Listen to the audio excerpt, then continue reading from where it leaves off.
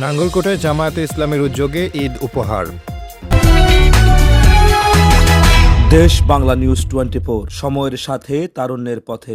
কুমিল্লার নাঙ্গলকোট উপজেলার রায়কোট উত্তর ইউনিয়ন ৬ নম্বর ওয়ার্ড যজ্ঞশাল বাংলাদেশ জামায়াতে ইসলামের উদ্যোগে অসহায় পরিবারের মাঝে ঈদ উপহার বিতরণ অনুষ্ঠান রবিবার বিকেলে যজ্ঞশাল দাখিল বালিকা মাদ্রাসা মাঠে অনুষ্ঠিত হয়েছে। বাংলাদেশ জামায়াতে ইসলামী ৬ নম্বর ওয়ার্ড সভাপতি ডা. আবু জাফরের সভাপতিত্বে অনুষ্ঠানে প্রধান অতিথির বক্তব্য রাখেন ইসলামী ছাত্র শিবির সাবেক কেন্দ্রীয় সভাপতি মাওলানা ইয়াসিন আরাফাত। বৃহত্তর রায়কোট ইউনিয়ন ইসলামী ছাত্র শিবির সাবেক সভাপতি আবদুল্লাহ আল মামুনের সঞ্চালনায় বিশেষ অতিথির বক্তব্য রাখেন ঢাকা তামিরুল মিল্লাত কামিল মাদ্রাসা প্রভাষক মাওলানা জাফর আহমেদ মজুমদার, নাঙ্গলকোট উপজেলা জামায়াতে ইসলামী নায়েবে আমির অধ্যাপক আব্দুল মালেক মোল্লা।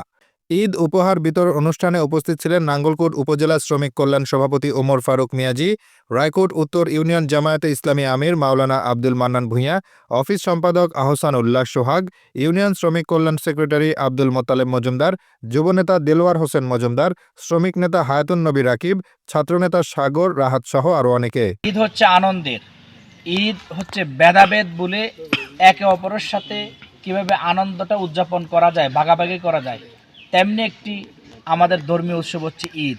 কিন্তু আমাদের সমাজের ধনী গরিবের যে ব্যবধান, তাতে গরিবরা ঈদের আনন্দ পায় না, আর ধনীরা সবসময় অট্টালিকার মালিক হন, টাকার পরে টাকার মালিক হন, গরিবের দুঃখ কখনো ঘুষে না। এই জন্য ঈদের সিস্টেমটা চালু হয়েছে। ঈদ আমাদের মাঝে যেন সৌহার্দ্য নিয়ে আসে, ঈদ আমাদের মাঝে যেন ভালোবাসা নিয়ে আসে। আমাদের সমাজে যে বর্তমানে প্রতিহিংসার রাজনীতি, এই প্রতিহিংসার রাজনীতির ঊর্ধ্বে উঠে ঈদ যেন আমাদের পারস্পরিক ব্যবধানগুলো গুছিয়ে একে অন্যকে একত্রিত করে কাঁধে কাঁধ মিলিয়ে সমাজের জন্য, মানুষের জন্য এবং দিন প্রতিষ্ঠার জন্য যেন আমরা ভূমিকা পালন করতে পারি। আল্লাহ যেন সে তাওফিক দান করে, সবাই বলে আমিন। আজকে বাংলাদেশ জামাত ইসলামী যজ্ঞশাল ইউনিটির উদ্যোগে আপনাদের জন্য সামান্য ঈদ সামগ্রী উপহার হিসেবে এখানে নিয়ে এসেছেন। আমাদের পক্ষে সামর্থ্যের আলোকে আমরা আজকে এই আয়োজন করেছি, কিন্তু বিগত 16 বছরে যখন আমাদের প্রত্যেকটি অফিস তালাবদ্ধ ছিল, আমাদের নেতৃবৃন্দকে ফাঁসির কাস্টে ঝুলিয়ে হত্যা করা হলো, 11 জন নেতৃবৃন্দকে, যখন আমাদের বিরুদ্ধে লক্ষ লক্ষ মামলা দেয়া হলো, আমাদের বিরুদ্ধে হুলিয়া দেওয়া হলো, জামাত বা ছাত্র শিবিরে কাউকে পাইলেই গ্রেপ্তার করা হতো, 6 মাস 1 বছর জেলে বন্দি করে রাখা হতো, তখনও আমরা আমাদের সামর্থ্যের আলোকে জুলুম মোকাবেলা করে আমরা আপনাদের পাশে দাঁড়াতাম। আমরা চেষ্টা করতাম সামর্থ্যের সবটুকু উজাড় করে দিয়ে কিভাবে মানুষের পাশে থাকা যায়।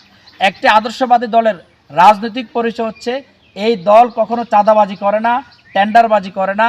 এই দলের নেতা নেত্রীরা এমপি মন্ত্রী হওয়ার খায়েশে অপরের উপর আক্রমণ করে না, দলীয় গ্রুপিং করে না, হত্যার রাজনীতি করে না, নিজের আখের গোছানোর রাজনীতি করে না।